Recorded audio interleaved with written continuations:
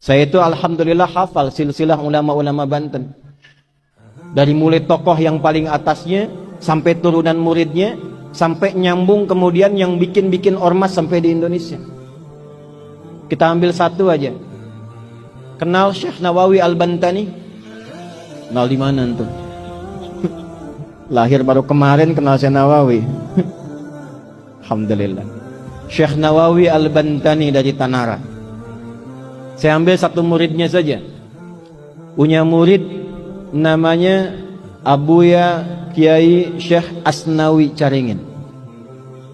Di Banten itu banyak kota Caringin. Tangerang ada Caringin tuh, Cisoka. Di situ ada Abuya Kiai Haji Yusuf bin Said. Di antara muridnya itu ada Abuya Uci Turtusi, Allah yarham alaih, dari Cilonggok.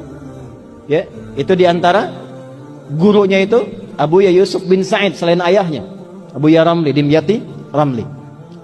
Itu Kiai Asnawi di Caringin yang di Labuan. Berangkat kemudian ke Mekah, belajar dari Syekh Nawawi Al-Bantani gurunya. Itu juga bertemu dengan teman akrabnya dua. Yang dua ini kelak mendirikan dua ormas besar di Indonesia. Satu Syekh Muhammad Darwis, yang kemudian diganti namanya oleh gurunya menjadi Syekh Ahmad Dahlan. Pulang kemudian ke Nusantara mendirikan Jam'iyah Muhammadiyah 18 November 1912. Satu lagi Hadratus Syekh Kiai Haji Muhammad Hashim bin Asy'ari, yang kemudian pulang ke Nusantara mendirikan Jam'iyah Nahdlatul Ulama 31 Januari 1926. Pulang. Dan ternyata ketika dilihat semua keakraban ini nyambung di nasab. Nyambung, ada nasab guru, ada nasab asli ke atas. Dua-duanya nyambung. Kiai Haji Ahmad Dahlan bin Kiai Haji Abu Bakar bin Kiai Ilyas bin Kiai Sulaiman bin Demang Jurang Juru Kapindo bin Demang Jurang Juru Sapisan bin Kiai Grebek.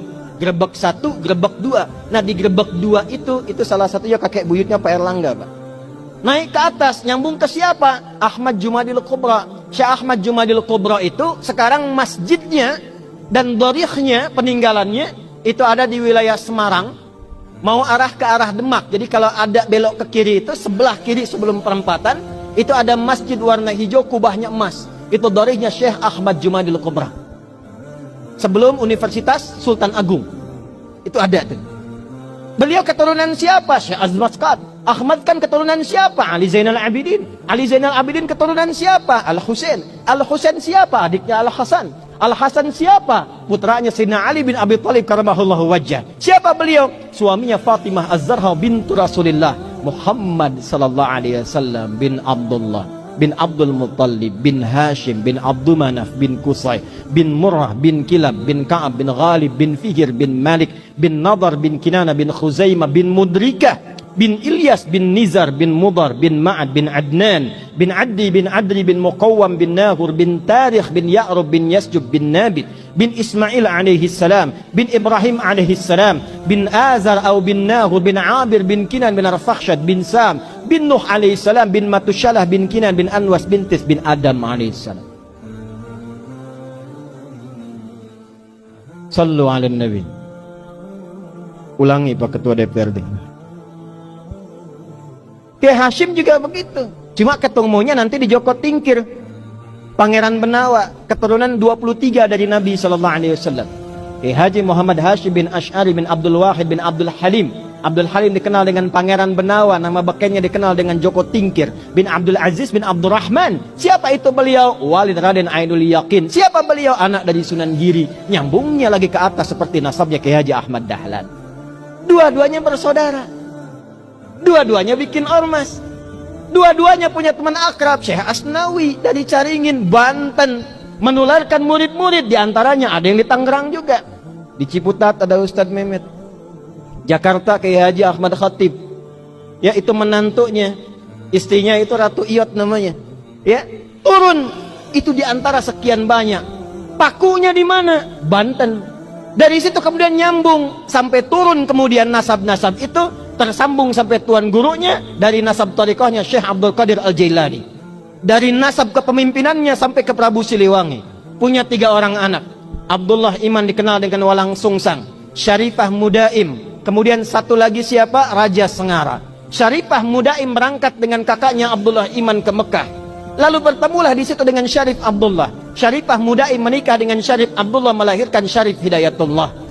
Pulang kemudian ke daerahnya, bertemu dengan kakeknya Prabu Siliwangi, diberi daerah di Gunung Jati, dikenal dengan Sunan Gunung Jati. Punya anak-anak, anak pertama laki-laki Muhammad. Anak perempuannya dinikahkan dengan Panglima Pasai, dikenal dengan Fathullah atau Faletehan. Menikah kemudian, lalu bertugas di wilayah kemudian dikenal dengan Batavia, membebaskan Batavia dari kumpungan penjajah pada saat itu di bulan Juni 1527. Makanya sampai sekarang milad Jakarta itu di Juni. Maka kemudian dirubah namanya, diambil dari surat Al-Fatah. Ya, surah ke-48 ayat pertama. Inna fatahna laka fatham mubina. Fatham mubina itu bahasa lokalnya disebut dengan Jayakarta, disingkat menjadi Jakarta.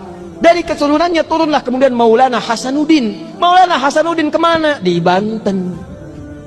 Sampai kemudian nyambung ke Makassar. Di Banten ini luar biasa. Banten ini pakunya. Banten ini imannya kuat. Jadi kalau ada orang Banten kemudian imannya lemah, dipertanyakan kebantenannya.